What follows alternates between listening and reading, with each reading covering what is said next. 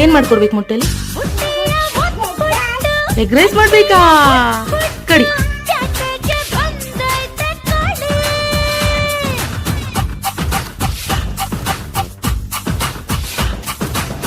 ಮತ್ತೈತೆ ಮೈ ಕಟ್ಟು ಹತ್ತೈತೆ ಏರ್ಪಟ್ಟು ಬಂದೈತೆ ಹಾರ್ಬಿಟ್ಟು ಬೆಳಿ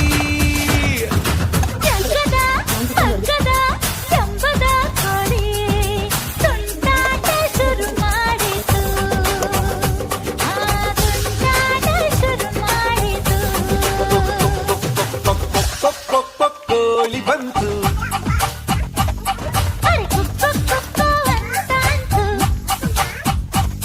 ಜಿಗಿದು ಜಿಗಿದು ನೆಗೆದು ಬಂತು